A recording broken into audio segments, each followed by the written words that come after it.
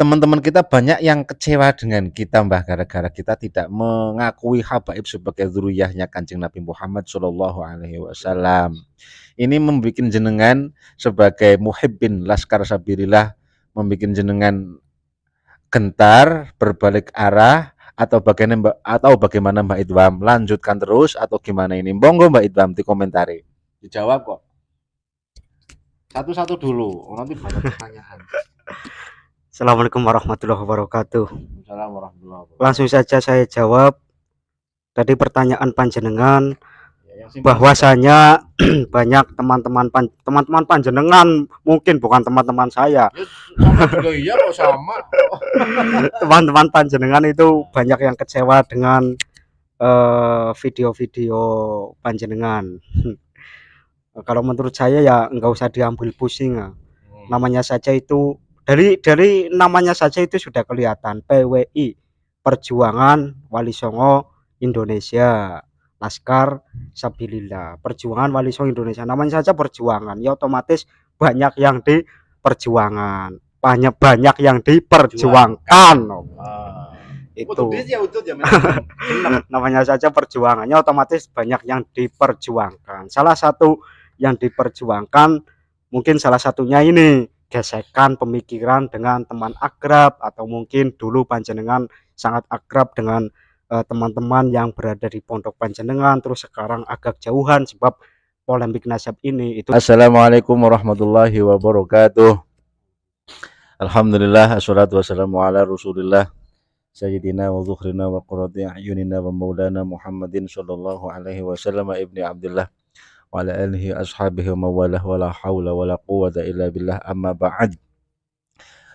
Falhamdulillah tsumma alhamdulillah, akhirnya kita bisa jumpa lagi dengan Mbah Idwam dan saya, celurut-celurut yang senantiasa dirahmati oleh Allah Subhanahu wa taala, yang bikin banyak manusia gelalik ya. Ternyata kita membuat banyak manusia gela ataupun sakit hati, Mbah.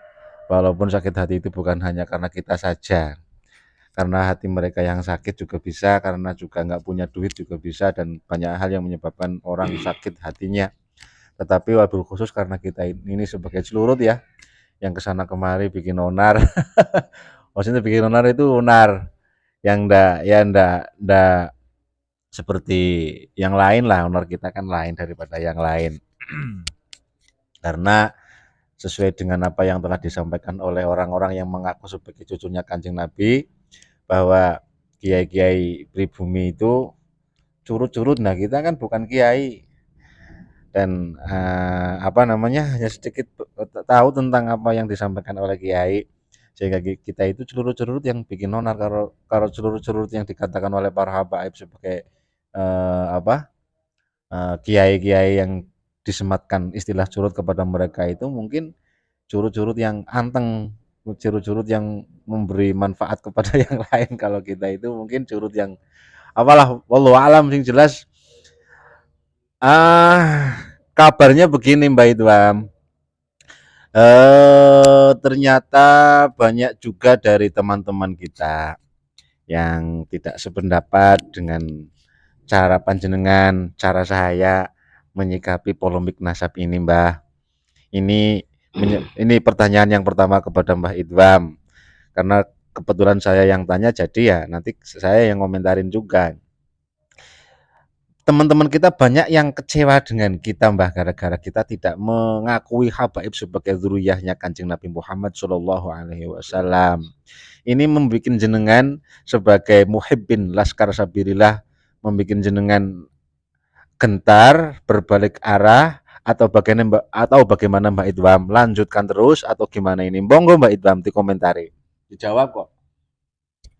Satu-satu dulu, nanti banyak pertanyaan.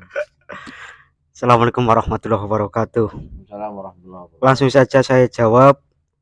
Tadi pertanyaan panjenengan bahwasanya banyak teman-teman panjenengan, mungkin bukan teman-teman saya. Sama juga iya kok sama. Teman-teman panjenengan itu banyak yang kecewa dengan video-video panjenengan. Kalau menurut saya ya nggak usah diambil pusing. Namanya saja itu dari namanya saja itu sudah kelihatan PWI, Perjuangan Wali Songo Indonesia, Laskar Sabilillah, Perjuangan Wali Songo Indonesia. Namanya saja perjuangan, ya otomatis banyak yang diperjuangan, banyak yang diperjuangkan.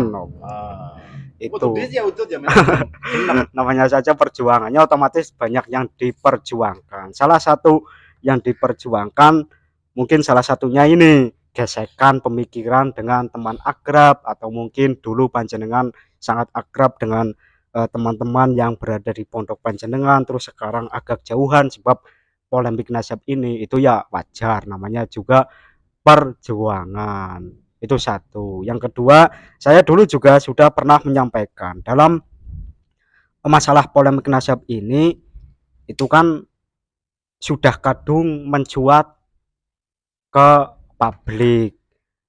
Resikonya masyarakat itu kan pemikirannya, pola pikirnya itu kan majemuk, ya kan? Mungkin ada yang terus ikut mengikuti perkembangan polemik nasab ini, mungkin ada yang masa bodoh, mungkin ada yang terus ikut dengan pemikirannya Kiai Imad, mungkin ada yang membela Pak Alwi, kan macam-macam. Ya itu wajar, bagi saya itu nggak apa-apa. Udah itu saja jawabannya. Gimana lagi? Baik, tapi ini jawabannya kok ya panjenengan gitu. Berarti teman-teman saya seolah-olah jenengan enggak punya teman yang ora seneng kayak gitu loh. Padahal enggak, maksud saya begini. Kalau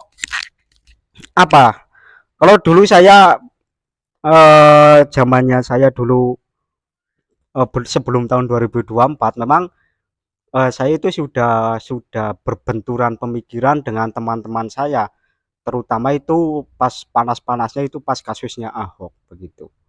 Oh itu ya. Itu jadi soal berbeda pemikiran dengan teman-teman, soal menyikapi habaib, menyikapi Pak Alwi, itu saya sudah berbenturan dengan teman pas zamannya viralnya kasusnya Ahok itu saya sudah berbenturan itu. Waktu saya masih meyakini bahwa Pak Alwi itu sebagai dzuriyah, karena kan saya dikira pembenci habaib, terutama Habib Rizik begitu dalam kasusnya Ahok. Jadi kalau soal berbenturan dengan teman, saya sudah dari dulu sering berbenturan dengan teman. Jadi bagi saya ya biasa-biasa saja. Kenapa sih? Oh, berarti kayak berarti seolah-olah saya ini yang baru berbenturan sehingga dinasehati oleh jenengan gitu ya. Ya enggak apa-apa lah. Ya baik Mbak, tapi mungkin begini lebih spesifik lagi ya, masalah teman-teman kita yang tidak setuju dengan kita itu, walaupun dulu saya sudah pernah mengatakan bahwa kita mengambil langkah ini pasti akan ada resikonya. Banyak kiai-kiai yang tidak suka, yang kebetulan kiai-kiai tersebut gurunya adalah Pak Alwi, kan otomatis tidak suka sama kita. Bahkan teman-teman kita ya dulu seperjuangan satu ketel bersama ini juga kadang tidak suka dengan kita gara-gara beda pemikiran. Tetapi saya kira tidak akan membuat kemudian kita berbalik arah atau seperti ketakutan gara-gara takut kehilangan teman. Saya kira ini juga nggak mungkin sampai ke situ kan, Mbah. Hanya berbeda pendapat itu kan sudah biasa dulu pun di pondok banyak lah saya kira yang tidak sependapat dengan kita. Artinya ini no problem. Begitu ya Mbah ya, maksudnya Mbah? Ya, no problem. Maksudnya kan seperti itu Mbah. Iya, nggak masalah, nggak apa-apa. Malah kemarin sampean sempat bilang ngir rame ngir tabrak kayak gitu. Hah? Itu maksudnya gimana itu? Ngir rame ngir tabrak itu maksudnya gimana itu? Kayaknya pernah bikin status kayak gitu loh jenengan. Oh, itu ya itu maksudnya gimana? Monggo. Begini, polemik nasab ini itu kan kayak tadi sudah mencuat ke publik, dan ini gerakan ini kan bukan gerakan segelintir orang. Ini sudah kemarahan para dzuriyah Wali Songo. Jadi seperti yang disampaikan oleh Kiai Mujib itu, kalau nggak salah di channel Unik Nusantara saya lupa. Itu kan Muhib bin Habaib itu minggir dulu. Karena kita itu sebenarnya berhadapannya itu dengan Pak Alwi Ya. begitu. Maka menurut Kiai Mujib, Muhibin itu minggir dulu. Oh, Kalau nggak minggir, nggak minggir pasti ketabrak. ditabrak oleh anak-anak muda. Contohnya panjenengan kan ikut mengomentari Kiai Miftahul Akhyar sebagai Roh Islam NU. Kan begitu. Ya memang benar itu. Iya, iya, iya, Eh, iya. ya itu maksud saya begitu. Oh iya, iya, oke, oke, Heeh. oke, oke. Itu Monggo. ini maksudnya minggir tabrak seperti itu maksudnya ya Mbak ya. Iya. Jadi siapapun mungkin yang kebetulan membela ya akan tersentuh ya Mbak ya dengan walaupun yang menyentuh adalah celurut tapi kan paling nggak bikin kotor. Oke Mbak, eh, melanjutkan pertanyaan yang kedua. Ketiga. Hah? Apa ketiga? Oh, tadi kan yang mulai koleng ya. Sing kedua siapa mau? Itu minggir. Oh, minggir ya. Oke. Sebenarnya saya ingin Mbak juga nambahkan ini Mbak. Dalam perjuangan Laskar Sabilillah ini kalau boleh mengaitkan dengan cerita tentang perang Badar. Tapi mungkin ini ya juga terlalu ekstrim dan banyak yang nggak suka mungkin ya.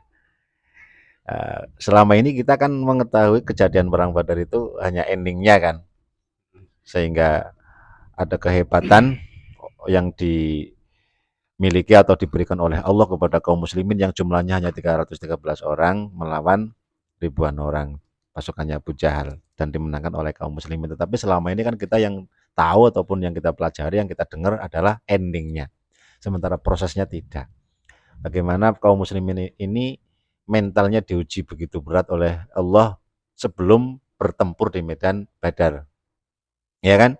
Pada saat Rasulullah Shallallahu Alaihi Wasallam memilih untuk memerangi pasukan Abu Jahal dibandingkan dengan pasukan Abu Sufyan, itu juga membuat mental sahabat ada yang ketar-ketir kan.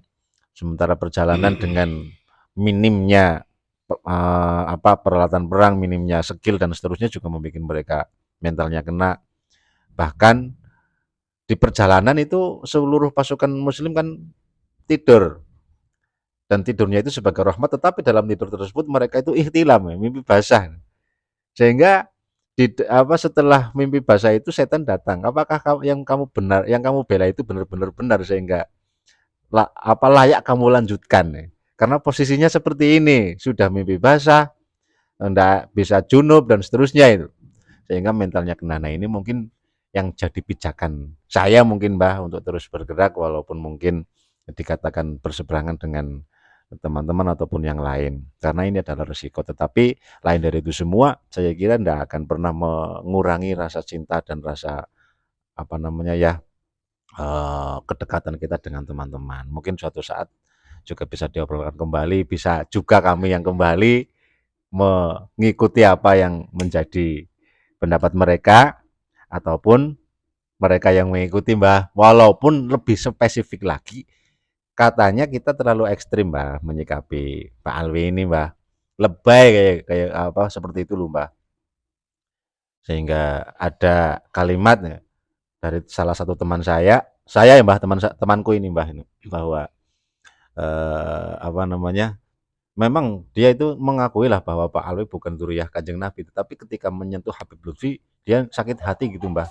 Katanya kita memfitnah Habib Lutfi Mbah. Ya jenengan juga sering kan menyampaikan tentang Habib Lutfi, masalah pemalsuan makam, masalah pembelakan sejarah.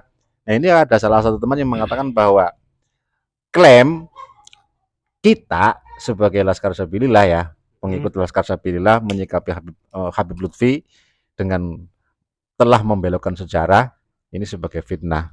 Bagaimana ini Mbak Idwam?